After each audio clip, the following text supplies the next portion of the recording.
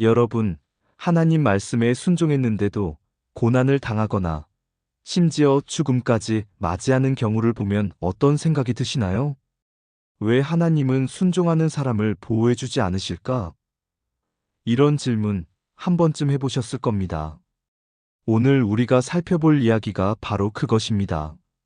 성경 속 그달리아, 그는 예레미야와 같은 주장을 했습니다. 하지만 결과적으로 죽음을 맞이했죠. 겉으로 보기엔 하나님께 순종한 사람인데도요. 이걸 단순히 운이 나빴다고 볼 수 있을까요?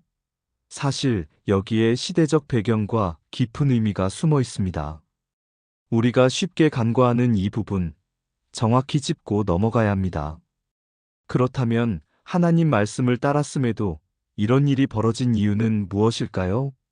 바로 지금부터 알아보겠습니다. 아니요, 제가 실수했습니다. 정확한 이번 문단을 다시 확인하고 변환해 드리겠습니다. 마이너스 마이너스 마이너스.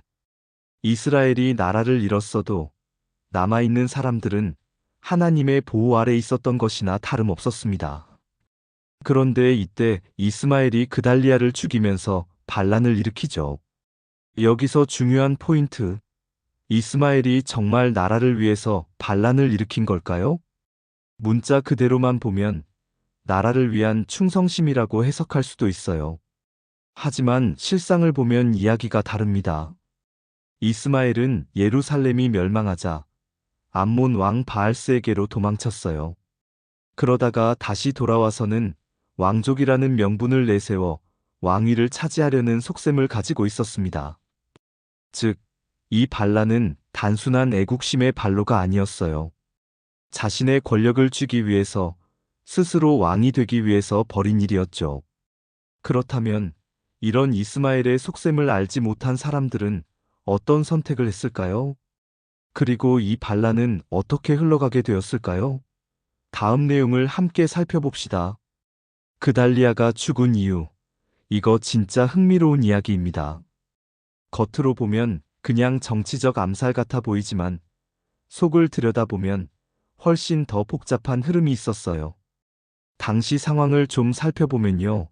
유다는 이미 바벨론에 멸망당한 상태였습니다. 그럼에도 남아있는 사람들은 일종의 하나님의 보호 아래 있는 거나 다름없었죠.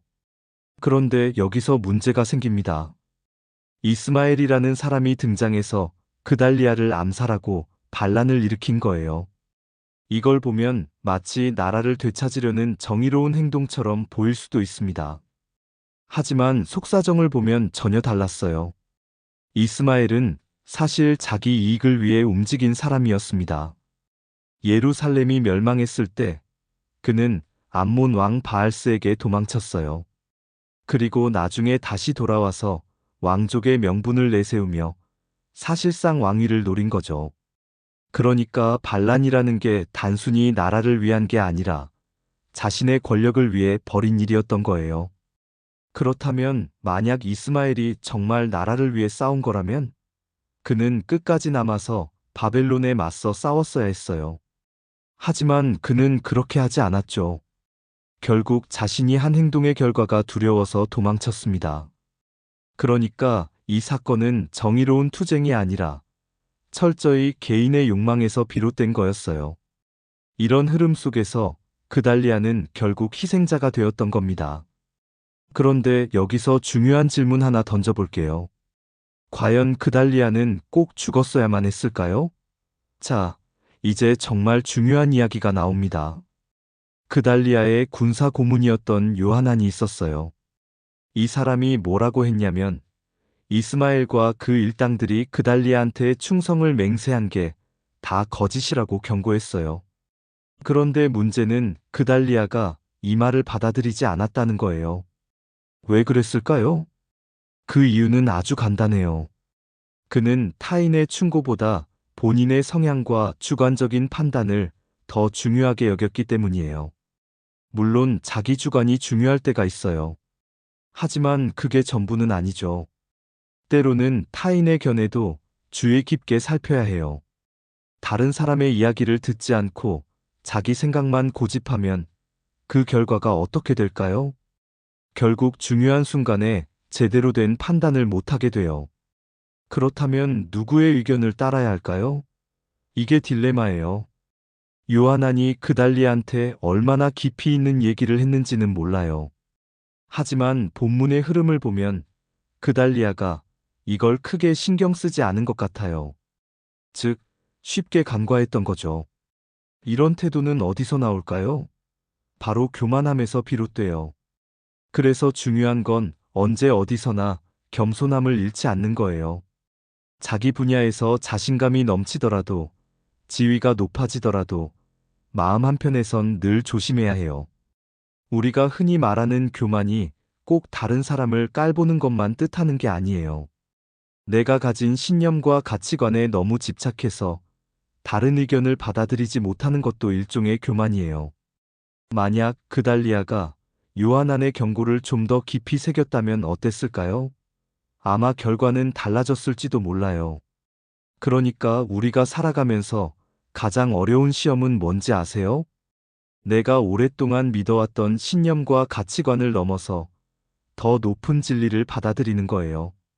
그걸 넘어서야만 인간의 한계를 뛰어넘고 더 큰 뜻을 발견할 수 있어요.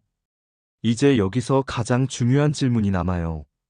만약 내 신념과 가치관이 나를 가로막고 있다면 우리는 어떻게 해야 할까요? 바로 다음 이야기를 통해서 더 깊이 들어가 볼게요. 그럼 우리는 누구의 의견을 따라야 할까요? 이게 정말 어렵고도 중요한 문제입니다. 본문을 보면 요하난이 그달리아에게 이스마엘의 충성 맹세가 거짓이라고 경고했습니다. 하지만 그달리아는 이를 받아들이지 않았죠. 왜 그랬을까요? 이게 단순히 판단 착오였을까요? 아마 요하난과 깊이 있는 대화를 나누지 않았을 가능성이 큽니다. 본문의 흐름을 보면 그달리아는 이 문제를 가볍게 넘긴 것처럼 보입니다. 그리고 여기서 한 가지 중요한 교훈이 나옵니다. 바로 교만입니다.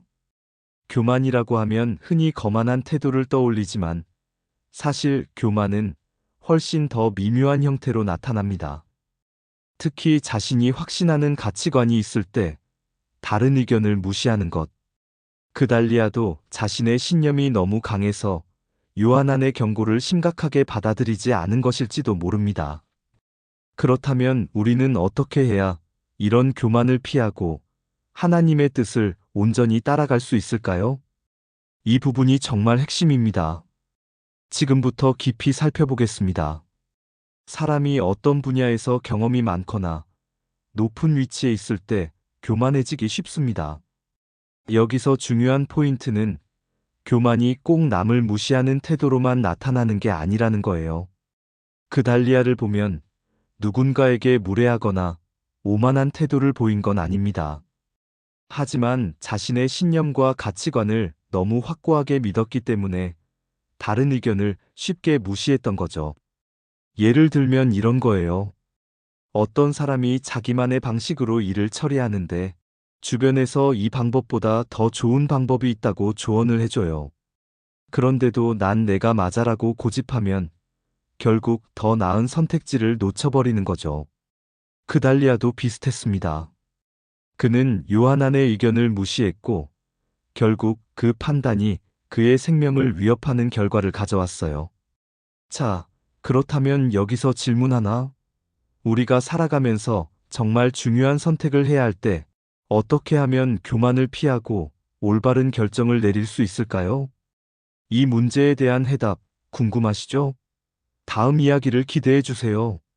하나님의 말씀에 순종한다고 해서 우리가 가진 모든 신념과 가치관이 항상 올바른 것은 아닙니다. 오히려 우리가 평생 믿어온 신념이 하나님 앞에서는 걸림돌이 될 수도 있다는 사실, 정말 깊이 생각해 볼 문제입니다. 내가 살아오면서 자연스럽게 쌓아온 신념과 가치관, 그것을 내려놓는 것이야말로 가장 어려운 시험일지도 모릅니다. 하지만 그 시험을 넘어설 때 우리는 인간의 한계를 뛰어넘고 하나님의 뜻과 의를 온전히 발견할 수 있습니다. 오늘 이 말씀을 마무리하면서 함께 기도하고 싶습니다. 하나님께 나아가 우리의 신념과 가치관을 다시 한번 돌아보는 시간이 되었으면 좋겠습니다. 함께 기도하겠습니다. 사랑과 공의가 크신 하나님, 오늘도 말씀을 통해 깨닫게 하심에 감사드립니다. 때로는 우리가 옳다고 믿는 신념이 하나님의 뜻과 다를 수도 있음을 알게 하시고, 우리의 고정관념과 가치관을 내려놓을 수 있는 겸손함을 허락하여 주시옵소서. 하나님 앞에서 나의 생각이 아닌 하나님의 뜻을 먼저 바라볼 수 있도록 인도해 주시고, 우리의 삶이 하나님의 영광을 위한 길로 나아갈 수 있도록 도와주시옵소서. 주님, 우리가 무의식적으로 붙들고 있는 것들을 통찰하게 하시고, 그것을 내려놓을 수 있는 용기를 주시옵소서. 우리의 삶이 오직 하나님의 뜻과 의를 따를 수 있도록 주님의 지혜와 분별력을 부어주시옵소서. 오늘도 우리의 기도를 들어주심에 감사드리며 예수님의 이름으로 기도드립니다. 아멘. 오늘의 말씀을 나누면서 한 가지 분명히 깨닫게 됩니다. 우리의 생각과 판단이 아니라 하나님의 뜻을 먼저 구하는 것이 가장 중요한 길이라는 것. 앞으로도 이 말씀을 계속 깊이 묵상하고 나아가겠습니다. 다음 영상에서는 우리가 하나님의 뜻을 어떻게 더 분별할 수 있을지, 그리고 하나님의 음성을 듣는 방법에 대해 이야기해 볼까 합니다. 기대되시죠? 그러니까 구독과 좋아요, 알람 설정 꼭 눌러주시고요. 다음 영상에서 더 깊은 이야기 나눠보겠습니다. 끝까지 함께 해주셔서 감사합니다.